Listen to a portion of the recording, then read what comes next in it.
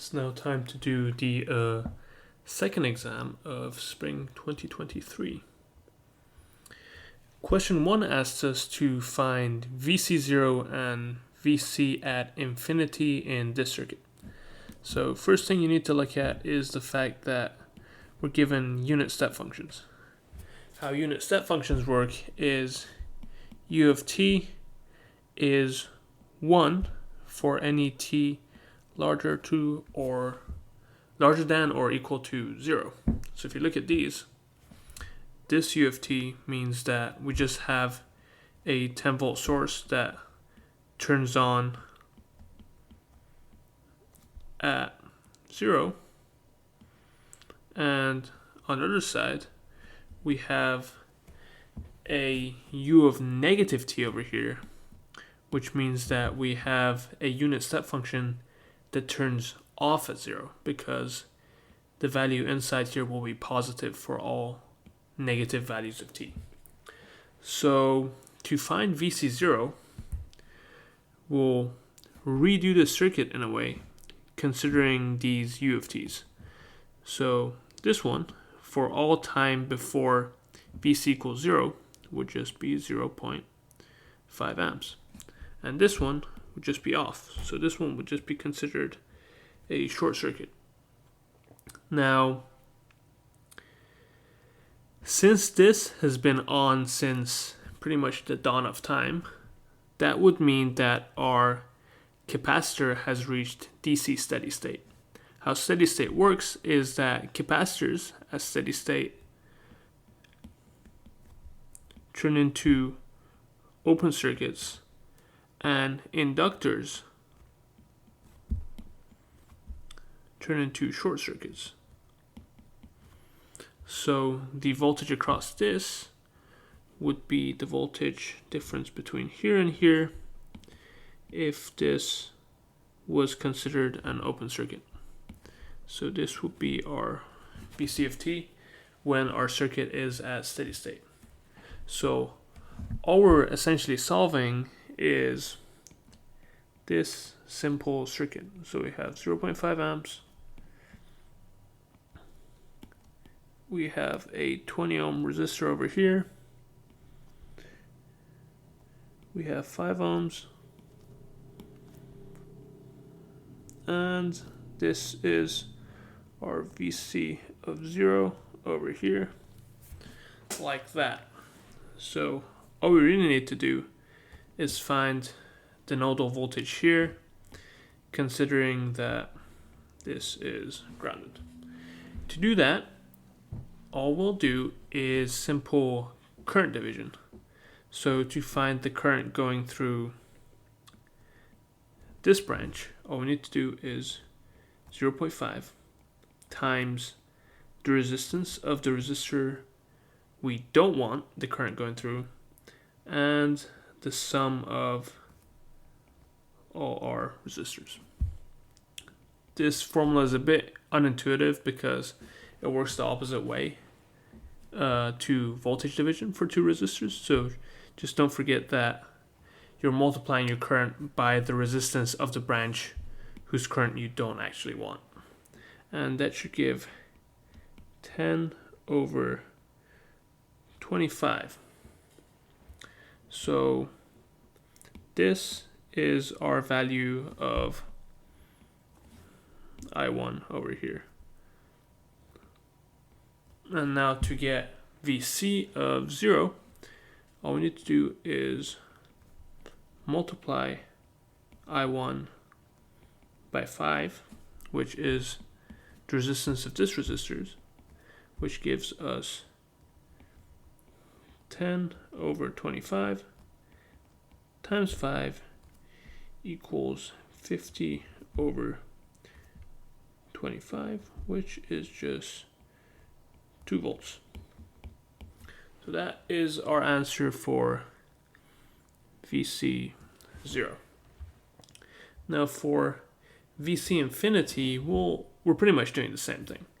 For VC infinity, that means that now this is turned off, so it's turned into an open circuit because it's a current source. And now our voltage source is actually on, just with a value of 10 volts. And since we're doing it at negative infinity, once again the circuit has reached complete steady state, and that means our capacitor will be an open circuit. So redrawing that circuit, we'll be getting 5 over here, 20 over here, a 10 volt source like this, and VC is this voltage. So that just means that VC of infinity will be the voltage across our 20 ohm resistor. So we can just utilize the voltage division formula, which is 10 times, this time we multiply it by the resistance of the resistor we actually want, over 25. That's just 20 plus 5. And that would give us 200 over 25, which, if my math does not fail me, is 8 volts, which is the answer to VC at infinity. Question 2 gives us a circuit and asks us to find the equivalent inductance seen from ports AB. So equivalent inductance is pretty much the exact same process as the equivalent resistances you've been doing in exam 1. And if you recall, inductors are also treated just the same as resistors when you're adding them together. So two inductors in series are just added to each other, and two inductors in parallel are just added using the parallel formula we use for resistors in parallel. So going back to our circuit, the first thing we do with equivalent resistances, equivalent capacitance, equivalent inductors, all that is turning off our sources. So over here we have two voltage sources, which once turned off will be shorted across.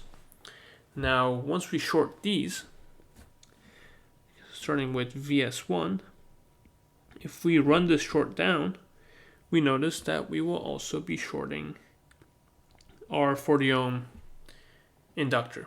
And the same goes with VS2. If we run this down, we just have a 20 millihenry inductor in parallel with a short circuit, which means that it is also shorted as an extension. So this whole thing is pretty much irrelevant right now. And continuing with the trend, we see that now we have a huge short going around this 30 Henry inductor, which also means we just ignore the inductance. So all of this is also just irrelevant now. So now we're left with a circuit that's as easy as it gets. We just have AB with a 10 Henry inductor in the middle, so the equivalent inductance is just 10. That's pretty much it. Question 3 is just asking us to find V0 in the circuit below.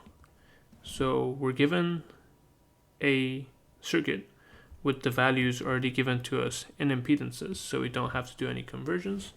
So to find V0 in this case, all we need to do is do a simple KCL equation, or just a one node nodal analysis. So we can start adding our currents up. I'm just defining arbitrary currents here, and I'm just gonna say that currents going into the node are gonna be negative. So starting with this, we have 6 angle 90, negative 6 angle 90 going in, plus V0 over J5. That's just this current over here going out of the node, so it's positive, and then another positive current of V0 minus 30 angle 0 over J10. And according to KCL, the sum of all those does not equal 1, it equals 0. So now we can go ahead and just solve this simple equation. To make our lives easier, we should probably convert these phasors into the rectangular form. So to do that, you can either just do it graphically, or you could plug it into a formula. So if you want to use a formula, you have A angle B is really just A cosine B plus J A sine B. So that just means that our negative 6 angle 90 is negative 6 cosine of 90 minus J6 sine of 90, which is just equal to negative J6, because sine of 90 is 1 and cosine of 90 is 0. Or you could just quickly draw a real and imaginary plane and say we have a magnitude of negative 6, and that's rotated 90 degrees, which just gives us a value of negative 6j in the imaginary plane. Just do whichever one you're more comfortable with. So that means that if we rewrite this, we have negative J6 plus V0 over J5. That's a terrible 5. Let's fix that. Plus V0 over J10 minus 30 angle 0 is just 30 J10 equals 0. We can go ahead and factor out the V0 and bring everything that doesn't have a V0 factor on the one side. So that means we'll be left with V0 equals 1 over J5 plus 1 over J10 equals J6 plus 30 J10.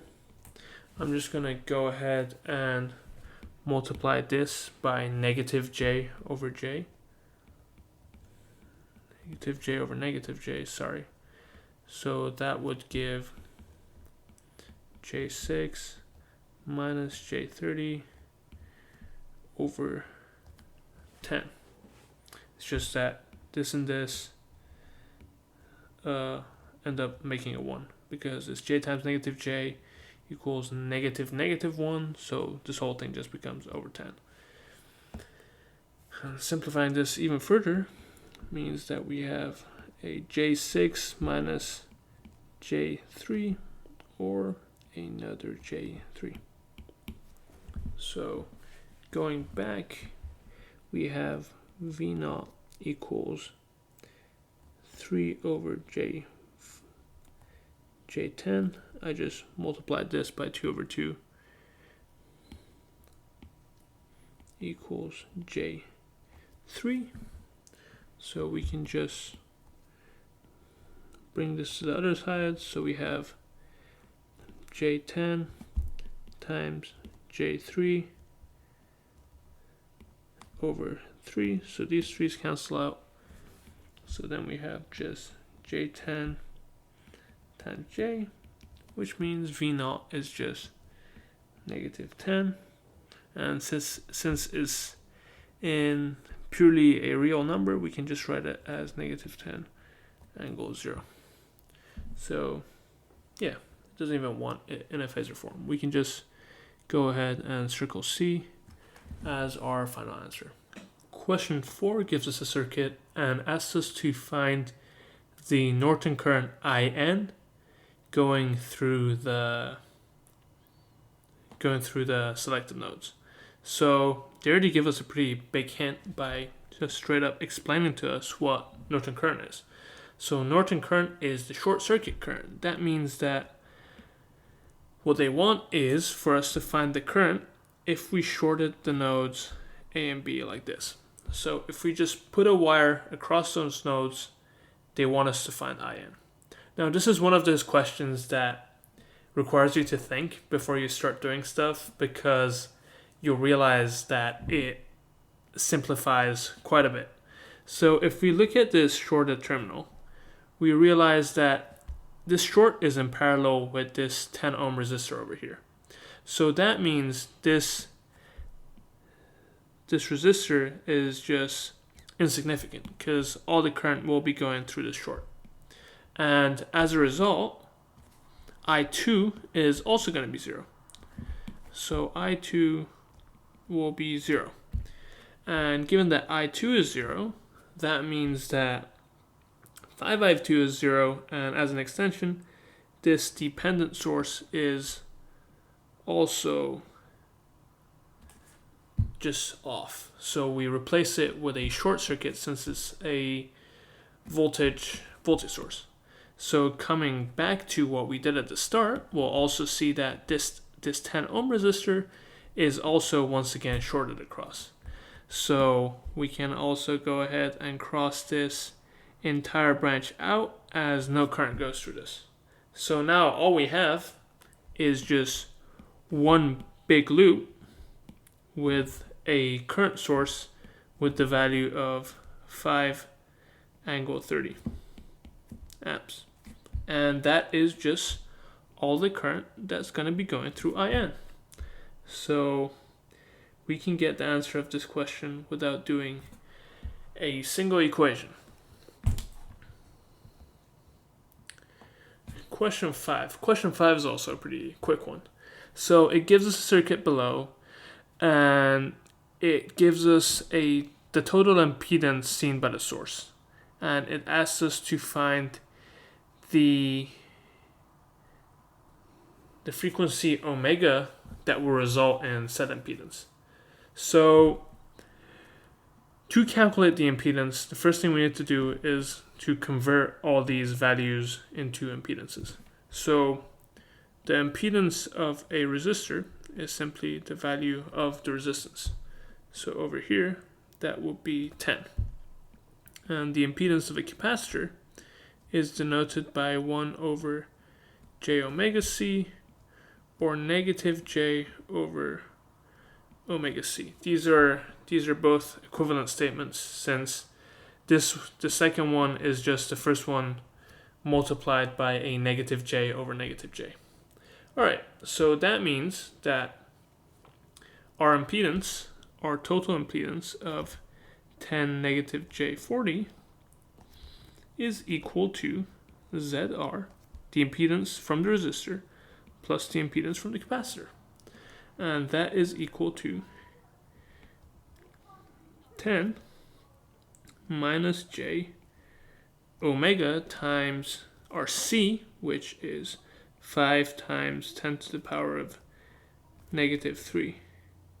Make sure you pay close attention to the units, because that's where they try to trick you and make you forget that 10 to the power of negative 3. And we see that these two should equal each other. So we have a real part, which is just 10, and we have the imaginary part, which is supposed to be equal to the equivalent statement. So that means that we will have 40 equals omega times 5 times 10 to the power of negative 3. And rearranging that, we'll get omega equals 1000. That's just the 10 to the power of negative 3 brought up over 5 times 40, which is 1000 over 200, which is equal to 5 radians per second, which is our angular frequency. Notice that we really have no use for this voltage source. It's just there as extra information to trip you up. Question 6 is asking us to find the RMS value of the following periodic voltage. So the first thing you'd do is you'd refer to your cheat sheet and find the RMS formula that you've hopefully written down. If not, here it is. It's the square root of 1 over t, t being the period, times the integral from t0 to t0 plus t, so the integral over one period of our function x of t squared with respect to t. This is all under the square root. So in the case of this graph, the first thing we need to do is find out what the period is, which just by looking at it, we can see that the graph ends up repeating itself over again at t equals 7. So this is one period. So essentially the integral we will be solving is 1 over 7, 0 to 7, and x of t squared dt.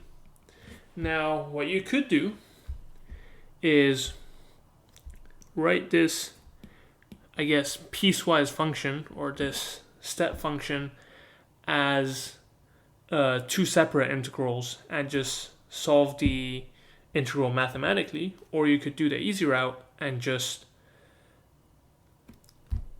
use the idea of what an integral is doing to just find the area under the graph. Now what you should make sure not to miss is this squared. So the area of this will be 3 squared, so 9 times 3. So that's 9 times 3 plus, over here we have negative 1 squared, so it will be on this side, so it will be a plus 1 times, this is 1 times 1, which gives us 27 plus 1, or 28. So that's the first part done, so we can rewrite our whole thing. So now we have 1 over 7 times 28. That is a long square root. Yeah. So now we have this, which gives us square root of 4, which means our RMS voltage is just 2 volts. That's the easy way of doing it. Now, if you wanted to do it the hard way, which I don't know why you would, but I can show you that just for the sake of completion. So what you do is write this graph as 2 separate functions. So it's the integral of this square from 1 to 3, and then the integral of the second square from 3 to 4, which would result in something like this: 0 to, I believe, 3 of 3 squared. The 3 comes from here, which is once again 9, as we had written above. Oops, there's a dt here, plus the integral from 3 to 4 of negative 1 squared dt, and all of that is under a square root. And that would just once again give you 1 over 7. This is going to be 9 times 3 minus 0 plus 1 times 4 minus 3, which, if you go ahead and solve, will also once again give us 2 volts, which will be our final answer. Question 7 is asking us to find the energy stored in the 2 Henry inductor assuming that the circuit is in DC steady state or time equals infinity. So that just means that all our sources have been on since the dawn of time. So pretty much this 90 volt source has been on since forever, and our circuit has reached steady state conditions. So in steady state, we have two things. Inductors turn into short circuits, and capacitors turn into open circuits. Now, since we only have an inductor in this case, that is pretty much the first one is all we need to worry about. Now, another thing that you should recall, hopefully, and it should hopefully be on your cheat sheet, is the formulas for the energy stored in a capacitor and in an inductor. So in case you don't have them, the energy stored in an inductor is 1 over 2 Li squared, where I is the current going through the inductor, and for the capacitor, it is pretty much the same thing, except with voltages. So it's 1 over 2 C V squared, and V is the voltage across these nodes of the capacitor. So since we only have an inductor here, I'll go ahead and get rid of these, and we can go ahead and solve the circuit. So first things first, we apply steady state conditions. So that means our inductor is shorted over. And when our inductor is shorted over, that means that all our current will be going through this branch instead of this 15 ohm resistor. So that makes this branch irrelevant. So now all we have is pretty much a super simple loop of a 90 volt voltage source and a 30 ohm resistor, and we want to find this current, let's call it I1, to plug it into this formula to solve for the energy. So for the current, we can simply do Ohm's law. So we have 90 volts over 30 ohms equals I, which is just equal to 3 amps. And we can go ahead and plug that into here, making E equals to 1 over 2 times L, which is 2 as given to us by the question, 2 henries times 3 squared, which is just 9 joules, which will be our final answer for this question.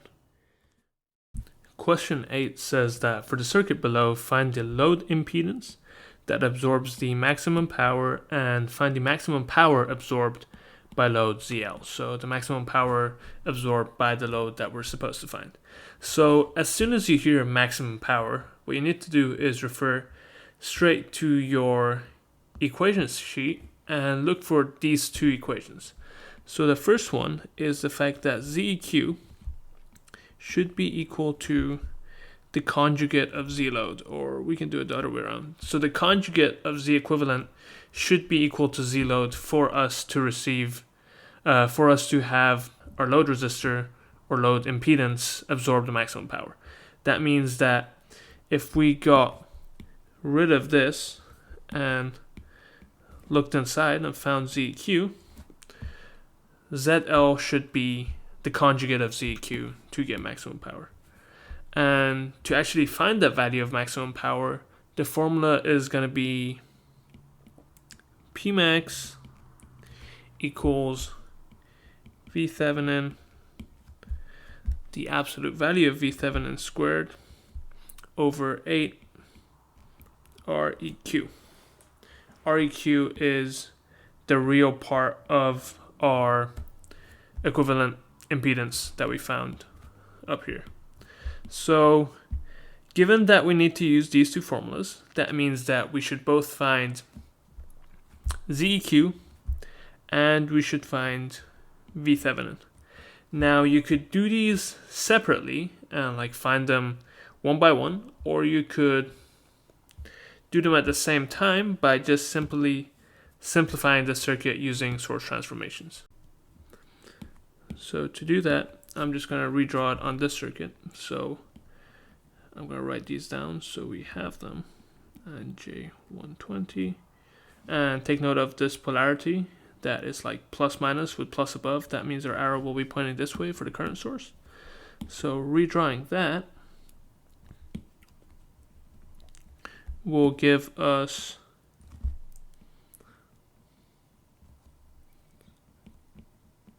an inductor in parallel with a current source of impedance J1 of current J120 over J60, which is equal to 2. So we have 2 amps over here. And then, if you look at it, we can, since all of these stuff in this section are parallel, we can just go ahead and add them up. So the first thing I'm going to do is add the 2 current sources together, which means that we can just get rid of these 6 amps and this 2 amp and just write this as 8 amps since they're both pointing the same direction. And I can add this this J60 ohm impedance with this J30 ohm impedance, which would give me J60 times J30 over J60 plus J30. This is just the formula for adding impedances in parallel. This is a shorthand formula for adding 2 impedances in parallel. You can also use the normal formula and it will give you the same result. And that would give you negative 1800 and over J90, which is equal to negative 20 over J, which is also equivalent to J20. So these two can just be rewritten as a single device with impedance of J20. So now, to get Vthevenin, remember that's what we're trying to find, we can once again combine source transform these two to go back to a voltage source. So to do that, all we need to do is multiply these together. So that means this will just go in series over here. So we have an inductor J20, and this will be 8 amps multiplied by J20.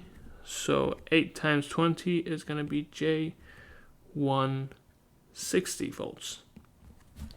And when you look at that, now we have a super simple circuit that we can use for our analysis. So firstly, to find Vthevenin, all we need to do is remove ZL and look at the voltage across AB if it's an open circuit. And since we have an open circuit now, that means the current running through this loop is going to be 0, meaning that there's going to be 0 volts dropped across all of these, meaning that Vthevenin is just going to be J160. So that's that. And for our REQ, we can once again remove ZL and look here to find ZEQ, sorry. And remember, when we're finding equivalent resistance or equivalent impedance, the first thing we need to do is turn off all our independent sources. So turning this off means that we should just be replacing it with a short circuit. And now that we have that short circuit over there, one can see that ZEQ is just the sum of these 3 components in series. So that would mean that ZEQ is equal to J20 minus J10 plus 40, which is just equal to 40 plus J10. Now they're asking us for, once again, ZEQ and Pmax. So for ZEQ, we can just go ahead and write this down. And this question is quite weird when it asks about ZEQ, because usually they ask about Z-load. So make sure that if you are answering for Z-load, that you don't forget this conjugate sign, because Z-load would actually be 40 minus J10, which is just the conjugate of ZEQ. And I see a lot of people get that wrong in exams, so keep that in mind. And for Pmax, all we need to do is go back and plug our stuff into this formula. So we're going to have the magnitude of our voltage, J160 squared, over 80 times, over 8 times our REQ, which we found to be 40. Remember, REQ over here is just the real part of our impedance, which is 40. And 8 times 40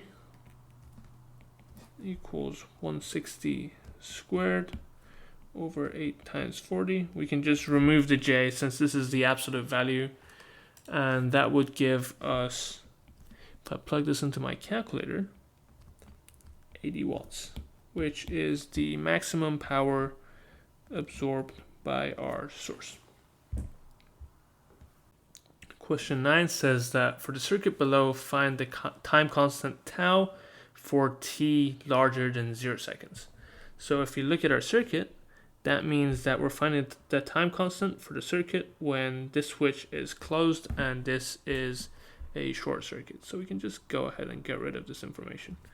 So the first thing you need to do is, once again, as usual, refer to your formula sheet and find the time formula for the time constant for an inductor circuit, which is equal to tau equals to L over R. So L is just the inductance of our inductor, which is 30 henries, and R over here is the equivalent resistance seen from the terminals of our inductor. That means that if we went ahead and removed our inductor, this would be the R that we're trying to look for. So as usual with REQ calculations, the first thing we need to do is turn off the independent sources, which we don't have any. And given the fact that we have a dependent source over here, what we can go ahead and do to find REQ is to do an IV test. So to see whether we're supposed to do a V test or an I test, or rather which one's easier, I usually just look at what our dependent source is dependent on. So over here we have 0.5 Vx, and Vx is the voltage over here. So that means if I went ahead and put a 1 volt source over here, I have essentially already defined Vx to be 1 and the voltage of our dependent source to be 0.5 times 1, or just 0.5 volts. So now, as with IV tests, all we need to do is to find I test, to use Ohm's law to find our equivalent resistance. So what I'm going to do is set up a very simple KVL on this node over here. So we have I test going into the node, so I'm just going to put a negative sign in front of that, plus this is 1 volts over here since we have a 1 volt source.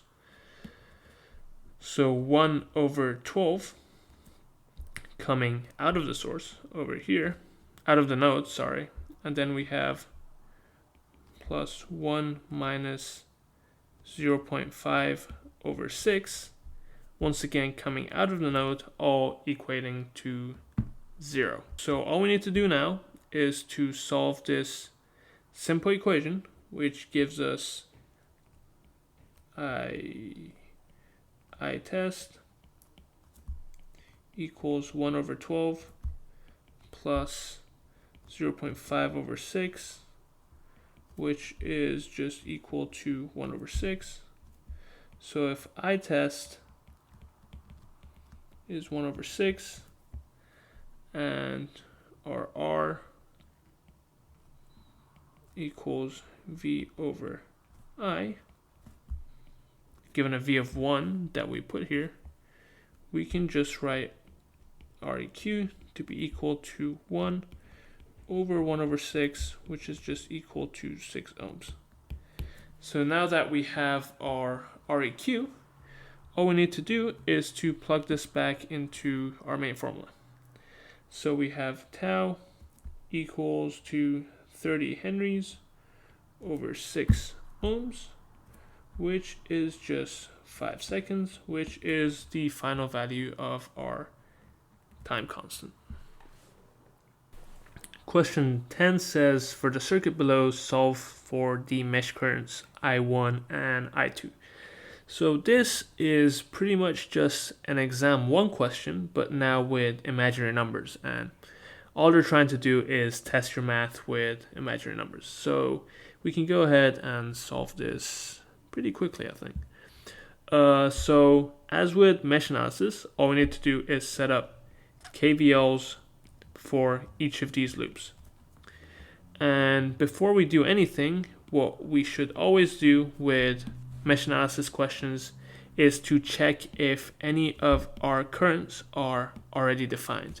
And in this case, we see that I1 is this current going around this mesh, and well, you know, it's in parallel with, it's like going along this 0.5 amp current source. So that just means that I1 equals 0.5 amps. Yeah, we already found one of our currents. And now to find the other one, we can go ahead and actually set up a KVL equation. So I'm just gonna go around like this and start from the J20 ohm device, which says I2 minus I1 times J20. And I'm doing I2 minus I1 because I have I2 going up, I1 coming down, and I'm doing my mesh clockwise, so that means I want my polarity to be, oops, that's the wrong way around. I want my polarity to be this way if I want to have a positive sign in front of it. So I'm going to do I2 minus I1 times J20, and I'm going to do I2 times 10, which is the voltage over here, and then I'm going to do minus J20 equals 0. There's a minus sign here because the polarity over here is actually opposite to our direction of current. So it's just a negative sign in front of it, as usual with KVL. So now all we need to do is solve for I2 and I1 over here. We can just replace with 0.5. So expanding this, we have I2 times J20 minus 0.5, which is just a value of I1 times J20 again, plus 10 I2 equals J20. We can go ahead and simplify this a bit more. So we have 10 plus J20 I2 equals J20 plus J10, which is just this brought to the other side of our equation. So once again, simplifying it even more, we have I2 equals J10 plus J20, which is just J30, over 10 plus J20. So usually they are not going to accept your final answer in this form, and it's better to be safe and just simplify it into a plus bj format, so you don't have any imaginary components in the denominator. And to do that, all you need to do is to multiply it by its conjugate. So we have J30 over 10 plus J20 times its conjugate, which is 10 minus J20 over 10 minus J20. And that gives us, let's see, so that gives us 100 plus 400. We have J30 over here plus 600, I'm pretty sure. Yeah, it's these two J's multiply, and the negative sign cancels the negative sign in front of J20. So simplifying this even more, we have 600 plus J30. That's not J30, that's actually J300. Yeah, there you go. That makes more sense. So we have J30 times 10, which gives us J300 over 500, which this is a form that you can just keep it in. I don't think you need to simplify this any further, but if you really wanted to, this would just be 1.2 plus J 0.6, which is just our final value of I2.